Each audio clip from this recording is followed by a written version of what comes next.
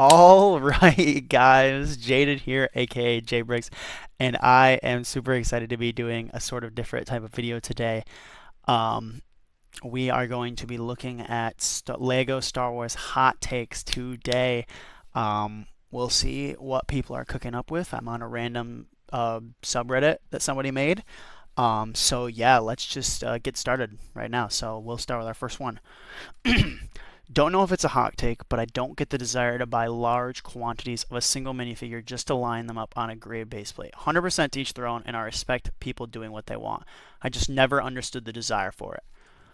Um, yeah, I think it probably depends on the minifigure because, like, I think like if you had a base plate that was just like all phase one, like plain white clones, that's probably pretty cool. But I will say, like, I feel like it would be better if you had some sort of terrain with it. I don't know. For me, I just like always like setting up my figs if they're going to be on display like outside of something. I like setting them up on something or like this. Like, I mean, obviously there's lots of different minifigures in this little case here, but I think that this is just immaculate. Like, this looks great. I want to get multiple of these because I have lots of figures I could put in here. This is just where I was putting my more special ones. But yeah, so like if you imagine having a case of this just full of phase one clone troopers, I think that's better than any gray base plate in my opinion. So while I think there are specific situations that is applicable, I think that there are better things to do than that. And yeah, I'm not, I don't do it. So it's not something that I do. It's not something I'm super interested in doing. So, all right, our next one. Oh, UCS sets should UCS I can't talk. UCS sets should stay in the market longer than they currently do. Allow people from all background times to save up 700 quid on Lego. Um, yes, I think it is good for them to stay on shelves longer. I mean, you have exceptions like the UCS Millennium Falcon that's been on shelves now for what, 9 years or something like that. So like that's crazy. But yeah, there are some sets that leave very fast, especially like big sets.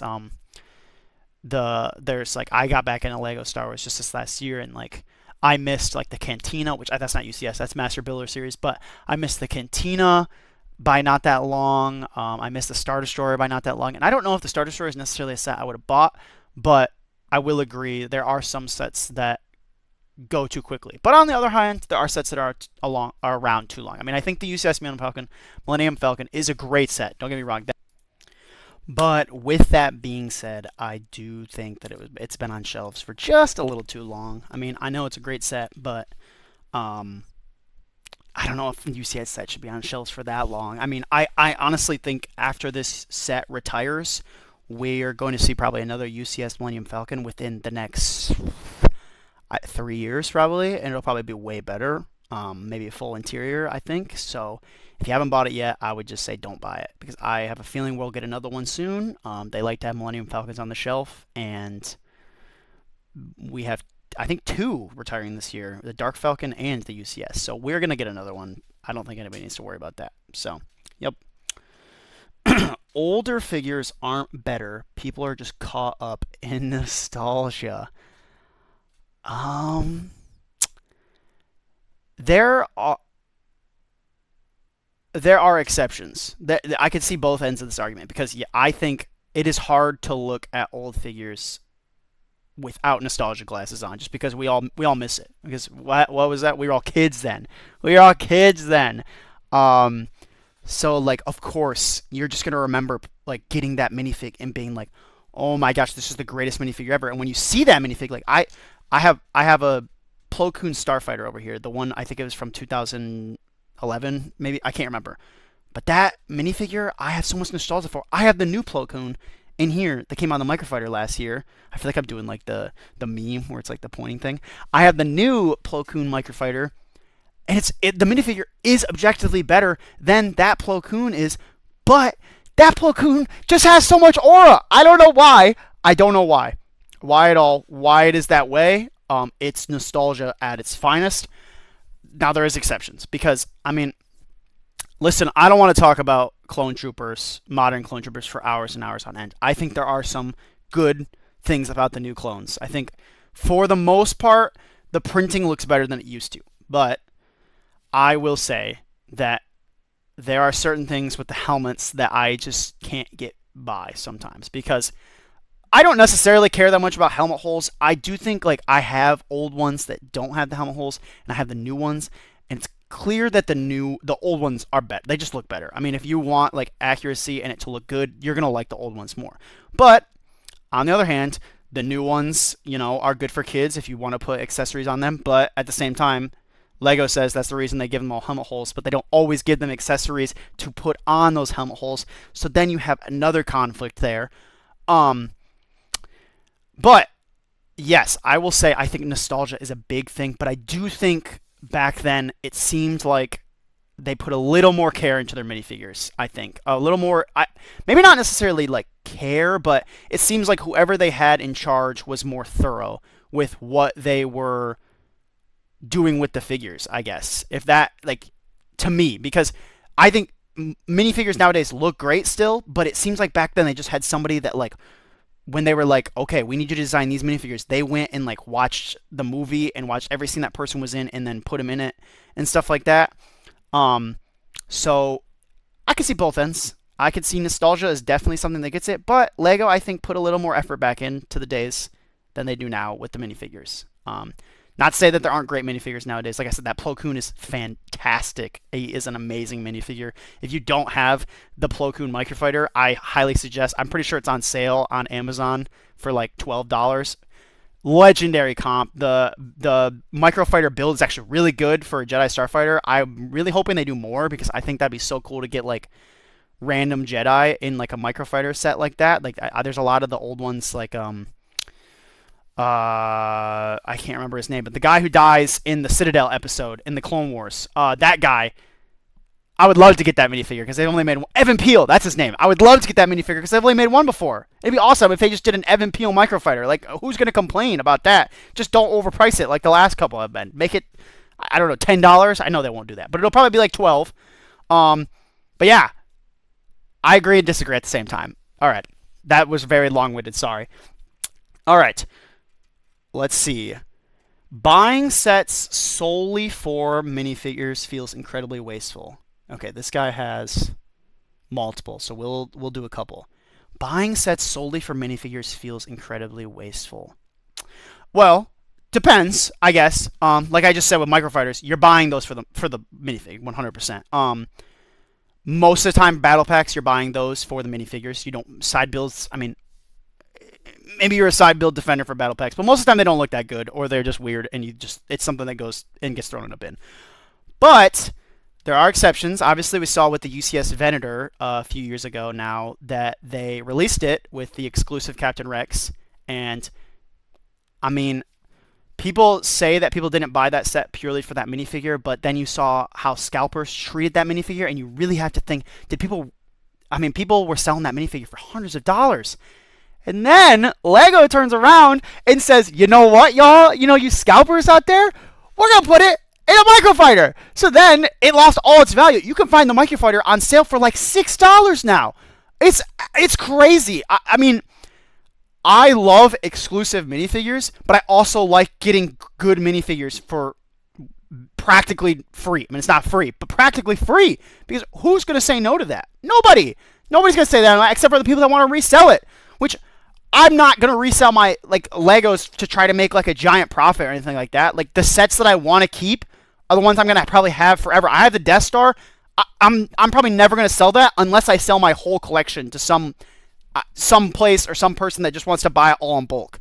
But I just think people who like I agree. I simply think it is wasteful to buy a whole set, especially an expensive set, for one minifigure or just a few good minifigures. Because, like, the Venator, all the cost of that is coming from the build. I mean, that's an immaculate build. It's ginormous. You're not buying that for Captain Rex. Obviously not now, and not then you should have either. But there are exceptions, though. Because there are certain cheaper sets that you are buying purely for minifigures, no matter what. I'm trying to think. It is a really good build, too, but the Moff Gideon versus Pre Vizsla, I have it right over here on my shelf. It's a pretty good build. I mean, it's just a door and some rocks, but, like, that's a set, like, you're getting Moff Gideon, great minifigure, and you're getting Pre Vizsla, great minifigure. Like, I would say that's a set for the minifigures. The Ahsoka Battle on Peridia, also a set that I would say is, you're buying for the minifigure. It's just a gray plate, a gray base plate, basically, with, like, 4 things, and that has like 4 immaculate minifigures. So you're buying that purely for minifigures. So really depends. I do think if you buy expensive sets for minifigures, I do think that's a little odd. You could just go to the aftermarket and buy them and save a fraction or a large amount of your money that you spent. So yes, his second hot take: we need more sequel trilogy sets. All right, I agree 100%. Listen, the sequels are not good movies. I'm sorry, they're not. The Force Awakens is okay. I think The Force Awakens is the only good sequel movie. But you would be lying to say that the sequel doesn't have awesome ships, especially where what they could do with play sets. I think UCS, there's really only one, and I think it's Kylo Ren's command shuttle. That's really the only one I could see being UCS set. You could maybe make Snoke's like Star Destroyer thing one First Order destroyer, but I think that's too niche. I don't think people care enough about that. Like, if you're gonna do them, you might as well just make another UCS normal Star Destroyer, or give us more prequel sets. Make a UCS Invisible Hand. Please, I beg, Lego! We want more prequel sets! Listen, they just announced another Mandalorian UCS set, which, sure, it looks awesome, but why are we not getting prequel sets? Listen, I got back into Lego Star Wars because of the UCS Jango Fett, Slave One, Starship, whatever you want to call it. I got back into Lego Star Wars because of that. Because it's a prequel set. That's what I grew up on. I remember watching the movies as a little kid. Peak! Anybody my age is going to say the prequels are their favorite. It's just the truth. Why do we not get more? We've gotten a handful of prequel UCS sets. I mean, what? There's that, the gunship, the Obi-Wan starfighter from a long time ago, the Naboo starfighter from a long time ago. I'm probably missing one, but barely anything at all. Why, Lego? Sorry, this is supposed to be talking about the sequels. I turned it into the prequels, but we need more from both. More prequel UCS sets and just more sequel trilogy sets in general, because there are some I have a whole sequel set right over here, right behind me, and it's got I don't know the exact word, but it's like basically the First Order AT-AT Walker, and then it's got the bomber thing that the Finch Dallum, I don't actually have the Finch Dallum minifigure, but it's got the bomber thing that is. Those are sick. Those are awesome sets. Like that, like they look, it's such a unique ship. For one, terrible movies that they're in, but unique ships, cool ships, interesting minifigures. Those pilot minifigures that come in that bomber thing are insane. They're so good. They did such a good job. I don't understand why they don't make more sets. We just get more original trilogy sets remade over 100 billion times. Listen, I know they want an X-Wing on shelves at all time. I get it. But oh my gosh, how many X-Wings does one person need? Like, there's been so many X-Wings. Why not make a singular, really great prequel set again? They should make 3 UCS sets a year and have them each be from each trilogy, or like you could do a show. Like, I don't think that the Naboo starfighter is necessarily a bad idea, and I get why it's coming out with the movie, obviously. Like, I'm hoping it's actually in the movie, because if it's not, it seems a little weird, because in the movie shots we see the Razor Crest. There's obviously the new Razor Crest playset that came out already. So I'm hoping it's actually in the movie, because if it's not in the movie, I'm gonna be like, why did they do that? Why didn't they make this 3 years ago when it aired in the Book of Boba Fett? Maybe it's going to get destroyed, which is going to be really sad. And that set looks fantastic, don't get me wrong. But like, why not make the episode 1 one instead? That you could put such more unique minifigures in there, like exclusive figures from episode 1. I'm thinking like, maybe like the guy who guards Padme, or like an exclusive Padme figure, or an exclusive, I don't even know. Just something that has to do with that scene. And like, I just think the yellow color scheme is so much better, because like, this one has the chrome. It's not true chrome, but it's like kind of there. But it doesn't contrast enough with the gray, like the gray, I think, because looks great, but it's basically, the colors kind of clash a little. It looks a little weird. And I think if you had the yellow there, you're eliminating that problem. And I think it would just look more sleek, which maybe they're planning on doing one in the next few years. I don't know. I kind of doubt it. 2 N1 Starfighter UCS sets in like a few years doesn't seem super realistic, especially because they would have to make a prequel set. Anyway, long-winded though. Yes, we need more sequel sets. Not good movies, but have great vehicles, great opportunity for great minifigures. I agree 100%. It isn't too much to ask for future N1 sets to have silver pieces. No way. So this person posted that 3 years ago.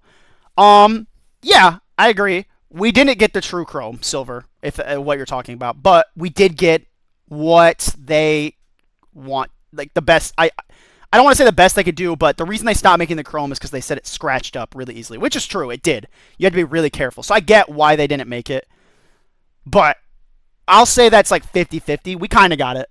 Not to the true extent that probably everybody wanted, but I'm still happy with it. I think it looks good on it, just minus with clashing with the gray a little bit. So that's kind of funny, though, that was there. The solo movie series of sets were hella underrated. All of them were at least decent. From what I remember, I've just been getting back in the hobby, so I'm not familiar with like every single set. There's some good sets in it. Like there's the Kessel Run Millennium Falcon, like the white and blue one, which I think that's a good set. I think that'd be a great set to make more modern as well, with like the new build techniques of the Dark Falcon and stuff, because I think that set looks good still, but the gaps are huge in that set. There's the like the crate container thing. That was kind of an interesting set. There was like the blue Han speeder along with the other speeder. Those are okay. I know there's more, but that's what I'm thinking of. I actually have the Lando figure that's from the Kessel Run right in that case right there. So from what I know, yeah, I feel like I don't see a lot of people talk about those sets. But yeah, I agree. Snow speeders should never go out of production. Also, we need to revisit all the brittle brown sets with updated pieces. Snow speeders should never go out of production. Like they're saying, like we should never stop making that. I'm not sure what that means. But to the thing, also revisit of all brittle brown sets with updated pieces. That would actually be awesome because some of the best sets have those brittle brown pieces. The 2007 MTT, if they recreated that, but with the new brown pieces, oh my gosh, that set would be flying off shelves. Charge it $200, I guess, because it'd be huge and have a ton of stuff. But that would be immaculate. I 100% agree. I think the fact that you could buy one of those sets new in box right now and have the pieces break on you really stinks and is not fun. So I agree 100%. At first I read what's your Star Wars hot take. I was like Natalie Portman, definitely Natalie Portman. Yeah, Natalie Portman. I mean, she's a very beautiful actress. I agree 100%. She was a childhood crush of mine watching the prequels. So yeah, enough said. The helmet holes aren't as bad as people make them out to be. I think I agree. They're not as bad as people say, I think. They definitely, I think, look worse than the old ones do, obviously. But they're not as bad as people. There are some people who blow way out of proportion of how bad they are. Like I get like we want 100% accuracy, but at the end of the day, most of the sets that these are coming in are sets for kids, and the kids want to put accessories on their clones. So I agree. Not as bad as they are. The UCS Gunship drama was stupid. I'm waiting for this for clarification. The part about the Gunship drama that I find stupid is not people criticizing the designer's comment. It's not people criticizing the designer's comment. I'm not sure I understand. But on the UCS drama Gunship, if you don't know, I think it was 2020 or 2019. I can't remember. A UCS Gunship came out. It's Ultimate Collector Series. It came out, and there was a lot of controversy around it. The designer, for one, the symbol on the box was the, I think, Empire logo that they put on like the Empire sets. So that was one thing. So it's like one of our only prequel sets, and they made it original trilogy set. And then also the designer also said it was an original trilogy set. And the guy said that the minifigure choice was horrible, and they didn't pick what people wanted. People wanted Jedi Bob in that because of the original one that Jedi Bob came in so long ago, and they chose Mace Windu and a clone commander. And then the guy in the video says that the clone commander could double up as the pilot, which I think is funny. I mean, I, I agree. It's probably was not. I was not around for the initial drama. I just have seen the aftermath and people talking about it on their YouTube channels. Very funny though. I think looking back on that, I get like you could be upset that it seems like maybe they don't care and like labeling one of our only prequel sets as original trilogy set is a little funny just because they almost all sets are original trilogy sets, especially the UCS. But probably blown out of proportion. The guy just made a mistake, you know. It happens. It happens to the best of us. All right, we're gonna do a couple more. I'm trying not to make this video forever long. Let's see. I'm trying to really love Star Wars Legos. Some built-in Technic functions like the motorized AT-AT, also the MTT. I agree.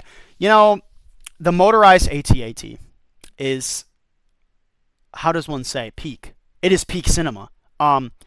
Obviously, like technology in Lego sometimes I'm a little shaky on because like I think the best thing about Lego is the drawback away from technology.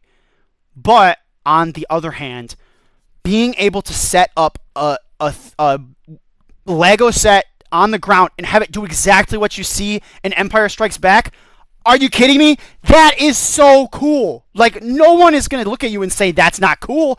If you, like, you could go to a party and be like, guys, check it. And you pull this out of your bag. What is it, the motorized AT-AT? Some kid's like, oh, bro's got Lego. You set that thing up on the table. You click that button. It starts walking.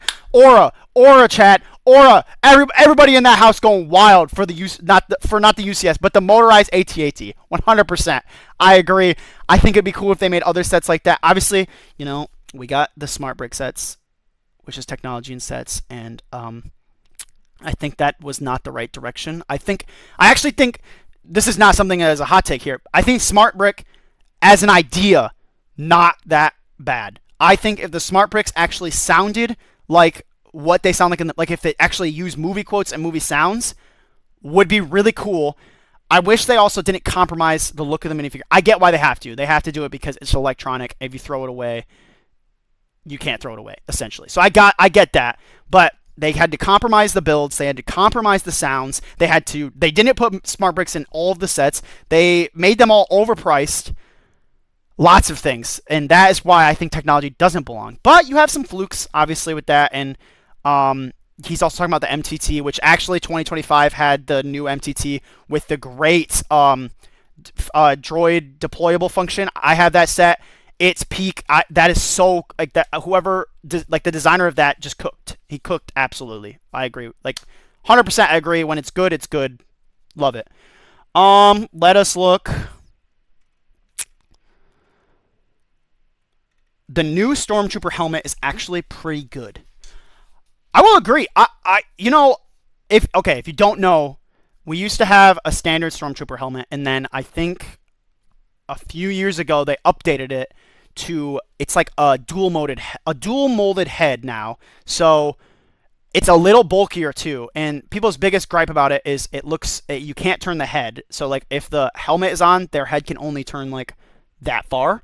Whereas like the old one, you could go all the way and all the way around to like the left and right. And they do sort of look like what the Stormtroopers look like in Family Guy. But I still think they look good. The detailing on the helmet is great. I think they're better than the old ones, the detailing. I agree with the criticism of not being able to turn. I mean, I'm not really the biggest person of that because I'm not like, when I play with my minifigs, I'm not like trying to turn their heads to look around. But obviously for kids, yes, a kid is going to want to do that, and they're not going to be able to do it because of that. So I agree. I think they're very good. If I had to choose, I have some from both. I'd probably say the new ones as an adult now. As a kid, I probably would have said the old ones, but as an adult, I'm probably going to take the new ones. Yeah. Let us look. We'll do...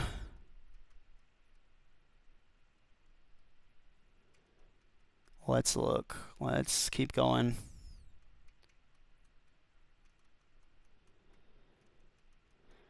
Oh, we're at the bottom. I saw one up here that I think I liked. Custom figs with too much detail look stupid.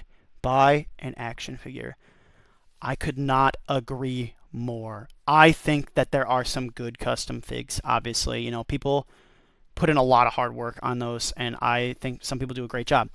But sometimes we be doing too much, I think. And it's to each their own. If you like a minifig to be like hecka just decked out, all printing everywhere, that's good. I'm glad you like that. But for me, like, I'm not necessarily minimalistic, but I just think like, okay, sometimes it's like, you know, this is like a tiny 1 inch minifigure that I have. How much do I really need on this figure, you know?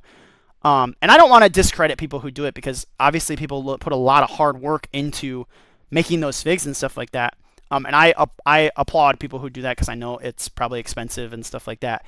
But yeah, I agree. I think if you want to get into that level of detail, you probably should move to action figures. It's kind of like people who like big sets to not have studs on them, which I just don't agree with. I actually agree with Lego on that point, that if you take away the studs, it doesn't look like Lego anymore. And at that point, why not just buy a model of it and not Lego? You know, like I like that the sail barge has studs. I have it over here. I like that the Jango Fett Slave One has studs. I like that the Razor Crest has studs. I like that they're studs, because then you know it's Lego. The problem is, you take away the studs, someone might not know it's Lego anymore. They're gonna think that it's a model, and you just spent $500 for a model kit when you probably could have bought a $50 version of it, and it looked just as good. So, but to each their own. You know, everybody might want, maybe somebody wants a just absolute clean build, which if that's you, good for you. I hope you like when we get builds like that and stuff. So yeah, so I think I'm going to wrap it up there, guys. I know this was a pretty long video, but I had a lot of fun doing this. I'm definitely gonna plan to do this again. I would love to do this with someone else that knows, like, that also just enjoys Lego Star Wars stuff, because I think that'd be really fun to collab with somebody on that. So yeah, I think I'm gonna end it there today, guys. Thank you guys for watching, anybody who made it here to the end, and I hope you guys have a great day.